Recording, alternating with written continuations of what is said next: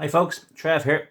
In this video, I'm going to go through some common mistakes that could lose you a lot of money in Google AdWords. Google AdWords can be very lucrative, but it can also make you broke very fast as well if you don't know what you're doing. So I'm going to go through some common mistakes, pitfalls that you can fall into, and also whether or not it might be better to use lead generation websites where you're actually sent the lead versus putting your business in front of a user in Google, and you might not convert them into being a lead. So the first biggest mistake I would say people would make is not putting in negative keywords. So let's pretend you are a web designer and you have keywords like web design, web development, Dublin, and so on. But if you don't know what you're doing, you might get people that are typing in DIY web design or how to design my own website, or is it worth it to get my website designed? So there are type of questions that they'll go onto your website, but they're probably not going to contact you, versus having negative keywords in there, such as negative DIY or negative free. Someone might type in free website designer, which you might not want. So you want to put in the negative keyword free in there so that you can remove any instance of that and not waste money on that. Don't pause your ads. As opposed to pausing them, because the ads run on the previous information they have. So if you have to pause your ad for whatever reason, rather than pausing it, bring the amount down to something like 1 cent or €1 or €2 per day, so that you still have some information that Google AdWords can track for you. Don't use broad match search. So broad search matches. So for example, if you have web design. If you have a broad match, you might get free web design, how to design a website. If you have a phrase match, it will only have those keywords in it, such as web design. But if you have an exact match, it will only type in it will only search for if people type in web design.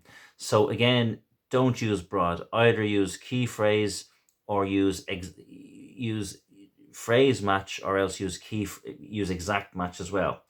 If you do have an ad that works on Google AdWords and it's working for you and it's generating sales and converting, if it's not broken, don't fix it, because I found that if you try to change things, you might make a mistake somewhere along the line and lose what you have actually made that's working and generating money for you. Try to put in prices, costs, and as much kind of general information as possible that people might want. So for example, if you're a web designer and you have all these ads that come up, say web design Dublin, best web designer in Ireland, web design agency and so on, and you have a company that has an ad that says, web design from €491, or online e-commerce web design from €891, or logo design €91, as many changes as you want, full refund guarantee, or whatever your terms and conditions are, includes a warranty for up to 6 months. The more information you have, the more trust you will build with users. The more trust you will build, the more chance you will have of converting people. You need to also track conversions.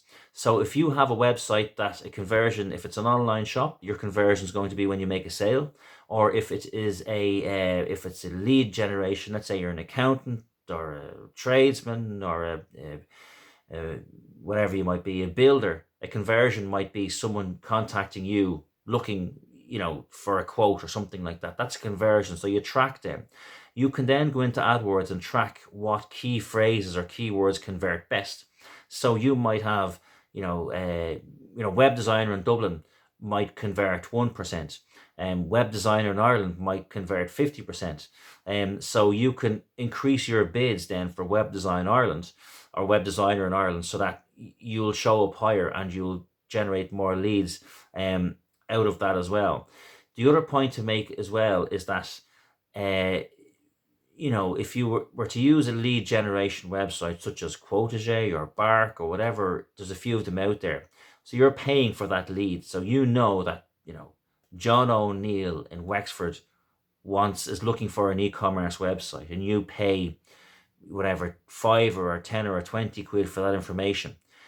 So for you to get that sale then on Google, or the conversion on Google, it's going to cost you, if you have a 10% conversion rate and you paid €2 for a keyword, and bear in mind you'll probably pay more than €2, and you'll probably get lower than the 10% conversion rate.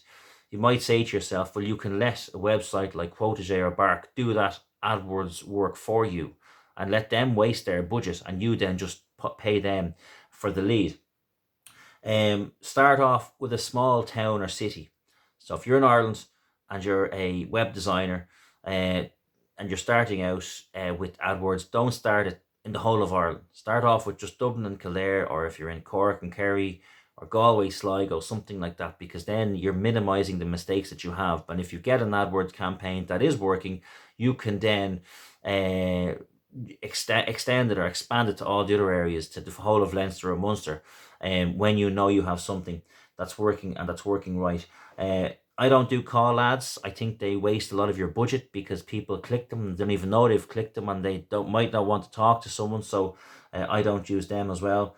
I mentioned before about broad matches. You don't just want broad match for web design, because you'll have a lot of people going to your website that don't really have an intention to contact you, and they leave your website quite fast, which will leave you with a high bounce rate. And a high bounce rate, which is in they kind of bounce off your website quite fast, means that Google will rank you lower on AdWords and your organic searches as well. So you're better off having 100 people coming to your website and staying on your website for a few minutes, rather than having 10,000 people your website visiting your website and then leaving straight away as well. Remove automated extensions. So by default, Google sets your ads up, it will have automated extensions. So it will decide what it's going to show people based on what you have on your website. But for me, it's far from perfect. So you want to go in and in automated extensions, cancel it out. You don't want that enabled, because I feel you'd lose a lot of money with that as well. So they're just some of the pitfalls that you can find. Minimize your budget as much as you can. And if you are new to AdWords, it might be worth investing some money into using lead generation form websites such as Quotage or Bark, or there's a few others out there as well, because they'll have done all that work. So when you're paying them for that lead, you're also paying them, and they have done all the budget, possible wasting on people that aren't looking to get a website designer or a tradesman or whatever the case may be. So they're just a few tips. I hope you found them useful. And if you like the information on this video, feel free to like, share, and to subscribe and so on. Have a nice day.